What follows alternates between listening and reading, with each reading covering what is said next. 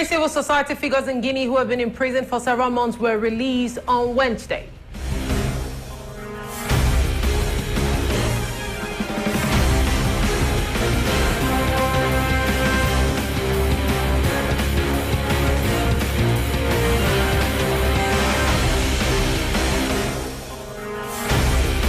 Gunmen attacked a Baptist church in Northwest, kidnapping 25 worshippers from a Sunday service, affecting the international community.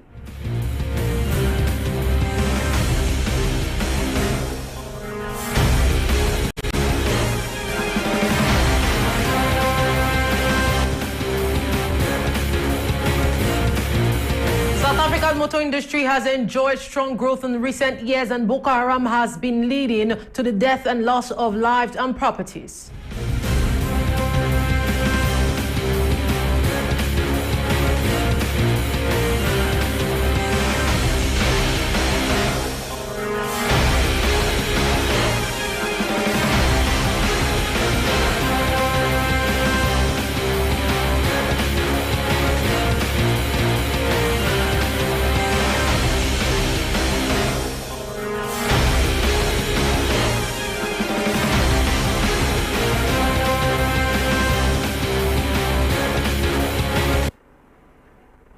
Good afternoon, our dear viewers. Welcome to the 1 p.m. news edition with Hazel Ogoigbe, coming to you live and direct from Golfe TV Africa here in the city of Cotonou. Now to the news in detail, starting from the local scene. A gravity mural that beckons on all who set their eyes on it, located in Cotonou, the economic capital of Benin Republic, situated on the wall of the former Port Hotel. Now, this unique gravity mural measures 13 meters high, occupying 525 square meters. More information in the following commentary. Benin, officially called the Republic of Benin and formerly Dahomey, is a country in West Africa. Benin, a country filled with rich cultural heritage, is home to Africa's longest gravity mural in Cotonou, the economic capital of Benin Republic. A mural is a painting applied and made integral with the surface of a wall ceiling. A gravity mural that beckons on all who behold it. A wall that attracts the attention of onlookers in Cotonou, Benin Republic. Situated on Marina Boulevard lies a gravity mural painting that cannot be overlooked. On the wall of the former Port of Cotonou Hotel lies a 13-meter-high mural gravity occupying 525 square meters. This gravity mural art drawn along the wall of Cotonou Port is a narrative which explains the social-cultural history of Benin Republic. The artwork was masterminded by Eduardo Cobra, a Brazilian, as his contribution to the government of Benin's ambition to make the autonomous Port of Cotonou an emblematic place for the expression of street art in Africa, home to the greatest mural gravity designs in the world. A monumental artwork strongly supported by the First Lady of Benin Republic, Claudine Talon. She's the leader of this amazing artistic project, which sends a message to the Beninese population, a message of strong cultural heritage of the Beninese, a message of peace and the promotion of interreligious dialogue in Benin Republic. This gravity mural painted on the wall of Cotonou Port symbolizes the traditions of religious tolerance among the Beninese and further demonstrates the government's dynamism in making the wall of the former Port Hotel the wall that sits the longest mural gravity in the world, spreading out on 4 kilometers of wall space.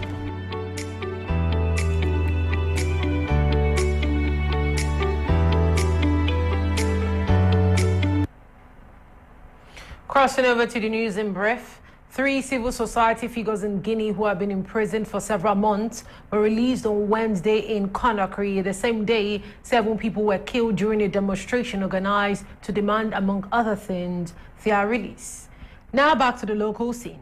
Sadly, fear, stress and discontentment, these are the emotions that have recently gripped the people of Glotokba Zekame in the Akasato district. Indeed, a sand company operating in their neighborhood for more than 3 weeks has been causing them more harm than good. More information in the following report. Trucks parked on both sides of the street, noise pollution, trainee drivers of dubious character left in the vehicles all weekend. These are among the string of complaints from residents of the Glutokwa-Zekame San Quarry in Akasato in the commune of Abomey-Calavi, a few meters from the junction of the road leading to Zinvie. Since 3 weeks ago, the Resources Management Group company RMJ resumed its work on this site. Vous le savez que quand ceux-ci débarquent dans une zone, when you arrive in this zone, there's no total security because nothing is under control anymore. There's been problem back and forth. You can see the long line of trucks used for carrying sand and that has been stationary in front of the house. And frankly, you can also find out that during the day, there's an odor that smells immensely here.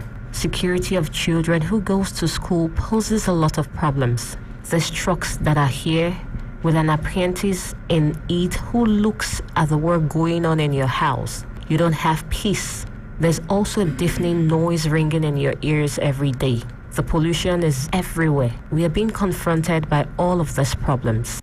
These questions, although justified, have been answered by the Directorate General for Mining, which says that no such company can operate today without the approval of the authorities in charge. Documents exist and the environmental impact study has been carried out. Inspections are regularly carried out to see if the company in charge of sand on the site is not violating the contents of the specifications. But all this is not enough to definitively lift the concerns of local residents. They are appealing to the authorities for leniency. Faced with these problems, it is imperative that discussions between the inhabitants of the area and the company's managers be held so that a common ground can be found. The peace of mind of both parties depends on this.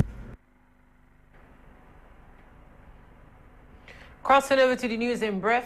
Tunisian authorities opened an investigation on Wednesday into a shooting attack at a synagogue that killed 2 Jewish pilgrims and 3 members of the country's security forces. Now, the motive of the gunman whom guards killed before he could enter the building on the island of Djerba remained unclear. The island's historic Griba synagogue, thought to be one of the world's older Jewish temples, is a popular pilgrim destination, but it was unknown if the assailant, a member of the Tunisian National Guard, specifically targeted Jews in Tuesday's attack. The death toll from the attack rose to 5 on Wednesday, when the guard who was hospitalized in the immediate aftermath died of his wounds, according to the medical experts. Now to Nigeria. Gunmen attacked a Baptist church in northwest Nigeria, kidnapping 25 worshippers from a Sunday service. Attackers on Sunday burst into the Bege Baptist Church in Chikun area of Kaduna State, initially abducting 40 people, though 15 people later escaped. Gunmen attacked a Baptist church in northwest Nigeria, kidnapping 25 worshippers from a Sunday service, a senior church leader said on Monday. The attack was the latest mass abduction in Nigeria, where insecurity is one of the top challenges facing incoming President Bola Tinubu, who takes office at the end of the month. Attackers on Sundays burst into the Bege Baptist Church in Chinko area of Kaduna State, initially abducting 40 people, though 15 people later escaped, said Reverend Joseph Ayab, head of the Christian Association of Nigeria in Kaduna State. At the sound of the gunshot, everybody scampered to safety. He forgot that they were even lying down there because the gunshot was everywhere. You can't know where to run to.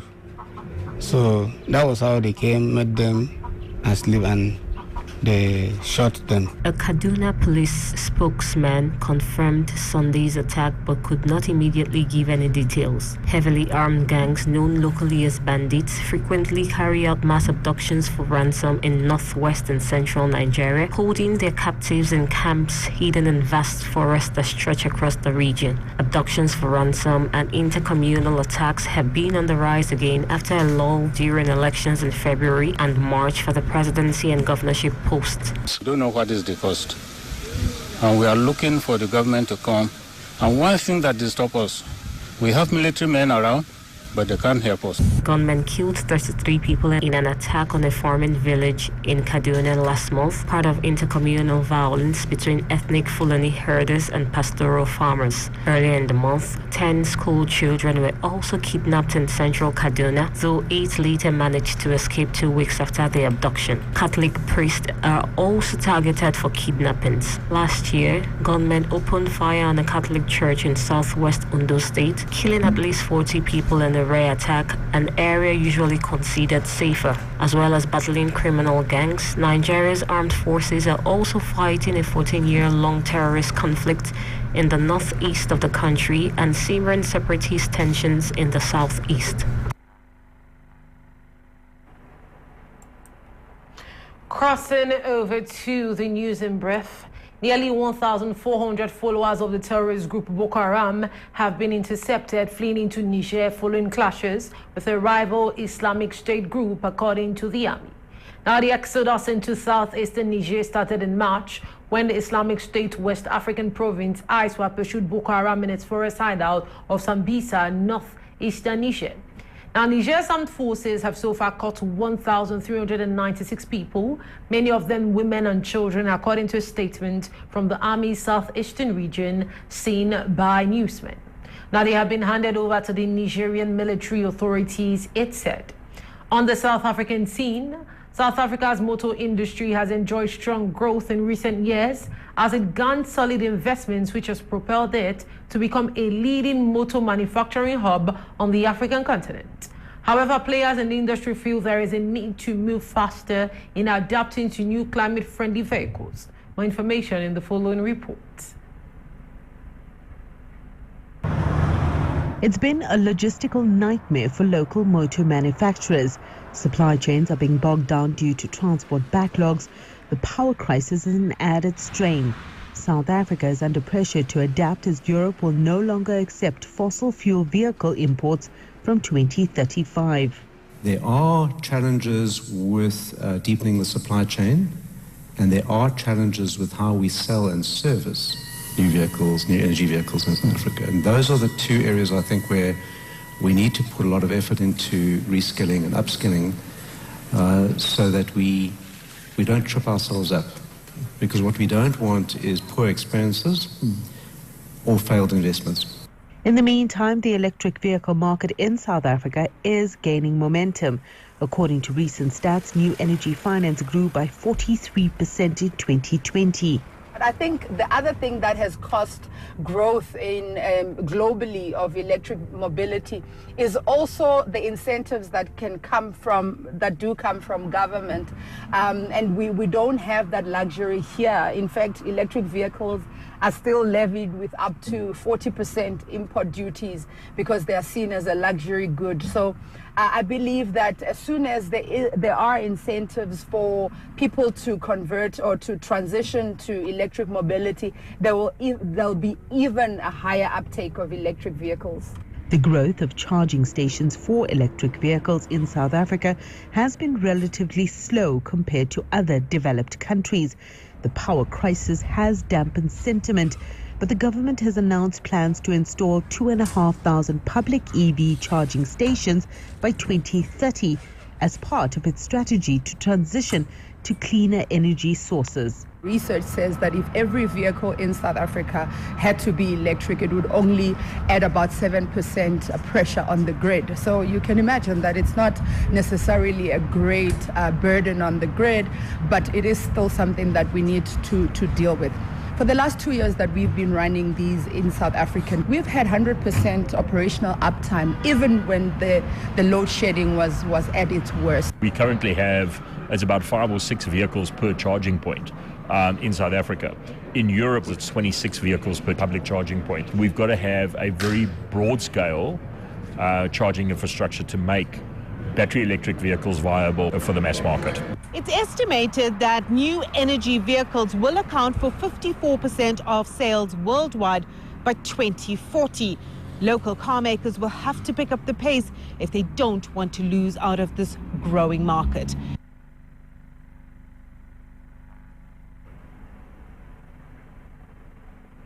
Crossing over to the news in brief, a boat capsized in northwestern Nigeria, killing 15 people, the police stated on Wednesday.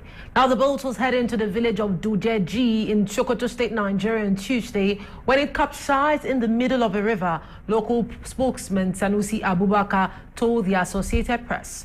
Now, there were 36 passengers on board the boat, with 21 of them rescued alive. 13 females and 2 males died, Abubakar said. Some of the fatalities were children, and it was the latest in a series of boat capsizing in Nigeria's river communes. Now, the villagers on Wednesday gathered at the local square with their families as they mourned the victims who were on their way to fetch firewood. On to Sudan. Residents of Sudan's South Darfur state fear that the ongoing fighting between the army and the rapid support forces may reignite the conflict in the sprawling desert region, which has already tasted the bitterness of war for the past 2 decades. Residents of Sudan's South Darfur state fear that the ongoing fighting between the army and the rapid support forces may reignite the conflict in the sprawling desert region, which has already tasted the bitterness of war for the past 2 decades. Darfur has been a battleground between the military and the paramilitary RSF since the conflict began, and on April 16, fighting erupted between armed men in Niala, the state's capital. As the people of Inyala city, we have been affected by a war that we have nothing to do with. As a result of this war, Sudan has been damaged, and the Sudanese people have been affected in ways that we're not even aware of. Generals are fighting for power, while the Sudanese people are suffering and displaced.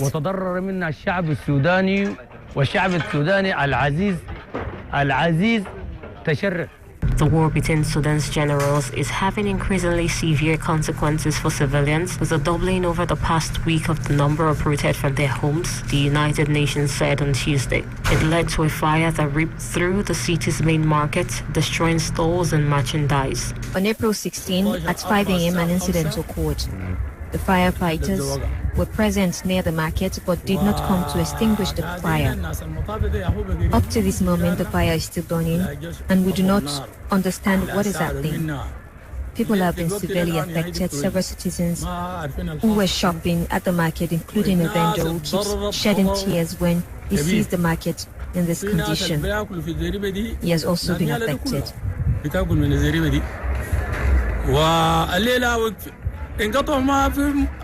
Residents fear the fighting is dragging in tribal militias, tapping into long-time hatred between the region's 2 main communities, one that identifies as Arab, the other as East or Central African.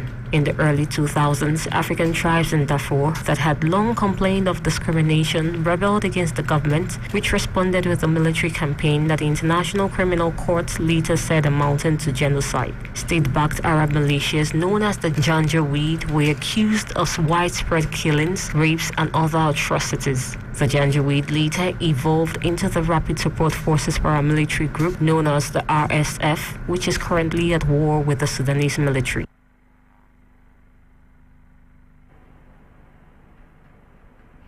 On the foreign scene, Thailand's elections on the 14th of May is roughly pitting pro-democracy opposition parties against conservative military generals and their allies who have run the country for nearly a decade. This human rights lawyer hopes Thailand's May 14 vote will bring the pro-democracy Move Forward party into government. Sasinan Thamnitinan, popularly known as Lawyer Jammy, is a political newcomer running for a seat representing Bangkok. Move Forward says it wants to get the military out of Thai politics and make the country a fairer, more equal place.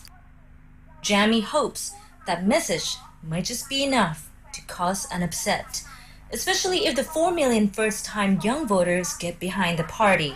This election is very, very important for the Thai people, because I hope that in this election will change our country, will change about the politics in Thailand. I hope that in the 10 years in the future for my kids, they will grow up in the country. This is the real democracy. In 2019, Move Forward, then called Future Forward, won 80 seats in the National Assembly. becoming a rival to populist parties loyal to ex-premier Thaksin Shinawatra.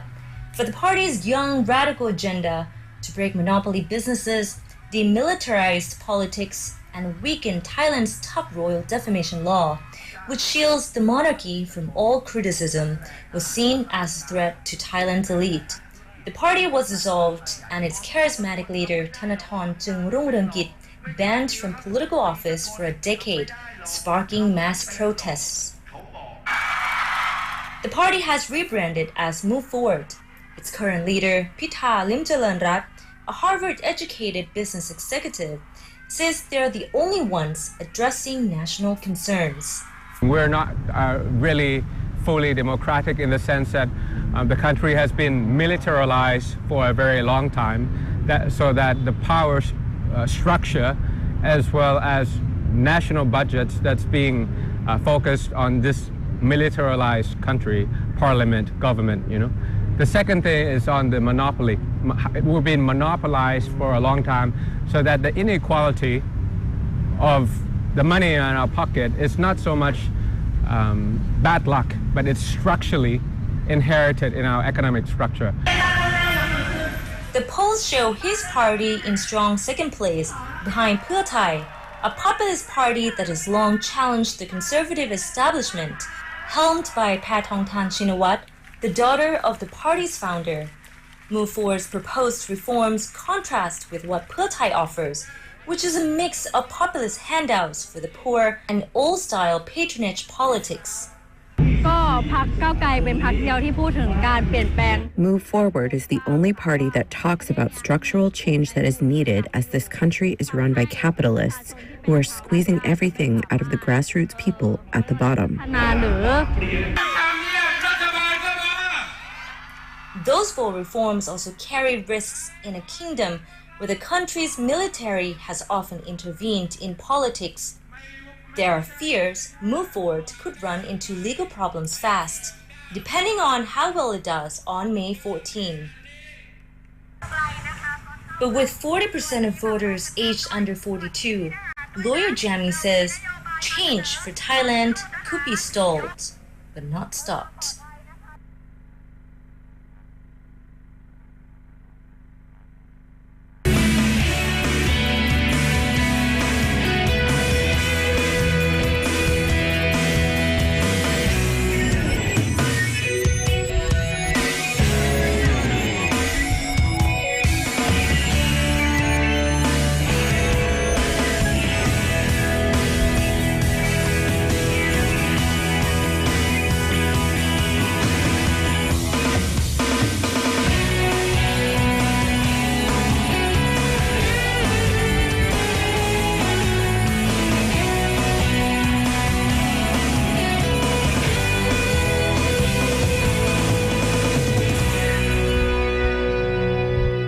You're still tuned into the 1 p.m. news with Hazel Ogoigbe, still Golfe TV Africa, and this is the African Newspaper Review. Now, today we're going to be starting on the pages of the Punch Nigeria. Now, let's go over to the headlines. The story says, dissent in APC as aspirants demand fresh zoning formula. And the story says, APC zoning creating tension, cannot guarantee unity. Izunazu wants, and North Central Senators write APC chairman and decry zoning exclusion. Now, this one definitely caught my attention. Trouble looms over rising debt and budget office warns. The question is, when will African countries become dependent enough not to borrow from the World Bank or even other countries? Now, the story says, ex-power minister arrested over alleged 22 billion naira. Now, you'll be asking, how did he squander that large amount of money? If you know you're curious about that story, you could check the pages of the Punch Nigeria. Moving away from the Punch, let's go over to the pages of the Namibian Sun. Okay, now on the pages of the Namibian Sun, it says, don't take us for fools, construction industry tells RA. And the story says, prison boss unrepentant on tattoo ban. And this one says, lawyer says minister acted ultra virus as Nangolo drags the soup to court. If you know you're curious about the story, you could always check the pages of the Namibian Sun. Now, crossing away from the Namibian Sun, let's cross over to the pages of the Guardian Post Cameroon. Okay, now I can see pictures on the front page of the Guardian Post Cameroon. And the story says, retracing Amber war against journalists. And these are the faces of different journalists in Cameroon, of course. And it says, journalist Cum Leonard offers scholarship to journalism club students. That is amazing. And the story says, at Civilian Aviation Training School inauguration, Prime Minister says the institution will boost sub-regional growth, on the front page of the Guardian Post Cameroon. Now, I'm going to be moving away from the Guardian Post Cameroon, of course. Still on the African scene, let's see what is happening on the front page, Liberia. Okay, today on the front page, Liberia, it's talking about Interpol. All right, let's get started with this story. And it says, Interpol arrests Liberian man who fled to Ghana after stealing huge sums of money from Mano Manufacturing Company, arrested and deported. That is amazing. These are the kind of stories we like to read. People that think they can defraud other people. Now, this story says, Monrovia City Police Director returns to Liberia, explains his involvement with Sheikh Sako, Vedia and Witherspoon. I was coerced to lie. That's on the pages of the front page, Liberia. Now, crossing away from the front page, Liberia, it's still the African newspaper review on Golfe TV Africa.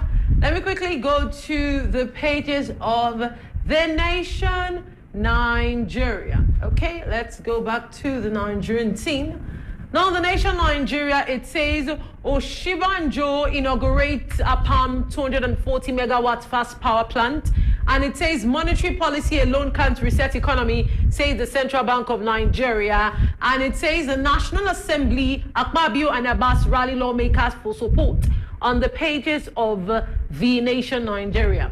And this story says, Buhari and Tinubu congratulate Adeleke for, that was definitely yesterday. And this story says, petrol subsidy pushing Nigeria to bankruptcy, Sanusi warns. And our dear viewers, this is where I'll definitely be ending today's edition of the African Newspaper Review on Golfe TV Africa with Hazel Ogoigbe, and also the 1 p.m. news with Hazel Ogoigbe. Now, thanks for tuning in. Join me by 6 p.m. for Vocal Point, live and direct on Golfe TV Africa. Enjoy the rest of your day.